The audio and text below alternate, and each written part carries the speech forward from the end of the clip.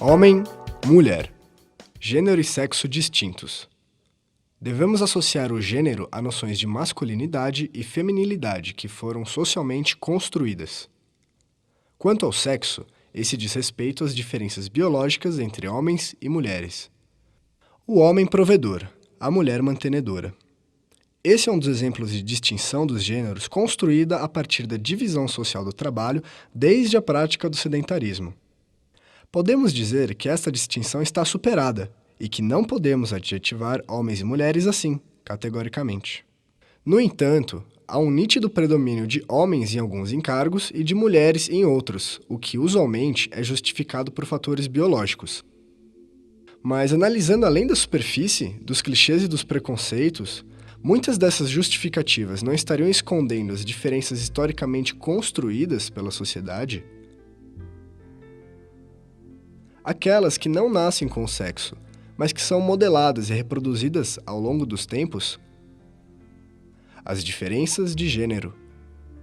A ciência é feita por homens e mulheres, e nela as diferenças de gênero estão muito presentes. Em determinada área científica, estão representados os sexos em maior ou menor número, e não se pode relegar a diferença biológica à explicação para tais índices. Também não vamos ignorar os números e pensar os indivíduos como isolados, descontextualizando-os socialmente. O gênero está presente na ciência como em qualquer outra área do conhecimento e de prática. É recriado socialmente e é um dos fatores relevantes da explicação da diferença numérica entre publicações de homens e mulheres e a presença desses em diferentes áreas do saber. Tomemos Marie Curie como exemplo que perseverou para fazer parte da comunidade científica num período em que as diferenças de gênero na ciência eram ainda mais nítidas. Um período no qual era impensável associar a figura da mulher à liderança e ao sucesso em pesquisas científicas. A cientista Marie Curie trabalhou na pesquisa de elementos que seriam mais tarde reconhecidos como radioativos. Desbravou o mundo científico, sendo a primeira mulher a ganhar um prêmio Nobel, em 1903. Ganhar o Nobel não significou, nesse caso, ser reconhecida.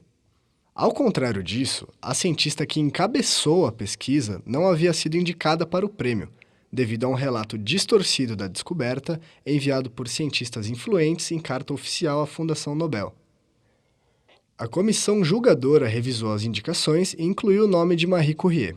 No entanto, a academia, através de seu representante, inverteu os pesos na pesquisa em questão. O grande sucesso do professor e Madame Curie faz-nos ver na palavra de Deus que há uma luz totalmente nova. Não é bom que o homem esteja só. Far-lhe-ei uma auxiliadora, que lhe seja idônea. A sociedade não estava preparada para ter uma grande cientista. Ao contrário, estava ficcionada e presa nas suas próprias construções de gênero, crente na limitação da mulher. Rosalind Franklin foi outra cientista que quebrou muitos paradigmas, num período em que esses eram certamente maiores que nos dias de hoje. A cientista produziu imagens cristalográficas elementares para que a estrutura do DNA fosse descoberta por Watson e Crick. Os dois foram contemplados com o Nobel em 1962 por esta descoberta. Naquele momento, Rosalind não foi devidamente reconhecida, e especula-se que questões de gênero contribuíram para que isso acontecesse. Com o passar dos anos, esse quadro mudou, mas o gênero na ciência continua sendo uma extensão do gênero na sociedade, que é construído historicamente.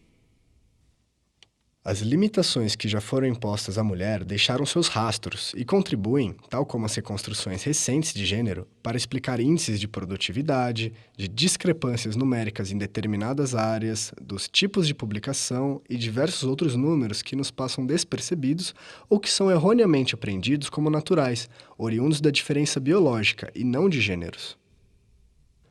Se as construções de gênero feitas pela sociedade estão presentes na ciência, o inverso também é verdadeiro. A ciência também exerce grande influência na construção dos gêneros. Nós que trabalhamos com sociologia da ciência partimos do princípio de que as relações entre ciência e sociedade, elas são recursivas, elas são de mão dupla. Então, a ciência também, através das suas descrições, ela interfere no próprio entendimento, na própria construção social do que é o gênero feminino. E uma parte relativamente recente dos estudos de gênero e ciência tem se dedicado exatamente à investigação dessa vertente. Como que a ciência e a tecnologia e as suas descrições da natureza contribuem eventualmente para reforçar estereótipos, contribuem para uma descrição, digamos, reducionista do papel feminino, para uma descrição determinista do comportamento feminino na sociedade. Há uma vertente de estudos que se dedica mais especificamente a estudar a relação entre a construção dos artefatos tecnológicos e o gênero, como que determinados artefatos com os quais nós lidamos no dia a dia são construídos a partir de visões masculinas do que é a tecnologia e não são artefatos pensados a partir de um ponto de vista democrático, que pudessem ser utilizados e acessados tanto por homens quanto por mulheres. Então, é importante que se tenha em mente que essa relação entre gênero e ciência, ela é de mão dupla. Tanto do ponto de vista ideológico, as dimensões relativas a gênero, os padrões de comportamento da sociedade interferem, se reproduzem no âmbito das comunidades científicas, quanto a própria ciência, ela também interfere e de alguma maneira contribui ou para desconstruir ou para reforçar padrões de comportamento ou entendimentos da sociedade a respeito do que são gêneros e os seus comportamentos. A sociologia da ciência é a área que desmistifica algumas crenças, como, por exemplo, a crença na divergência natural de homens e mulheres em áreas do conhecimento. Se existem propensões biológicas que impulsionam os sexos a terem papéis sociais distintos, essas propensões têm sido, certamente, superestimadas, encobrindo aquilo que é social, encobrindo aquilo que a sociologia da ciência luta para revelar.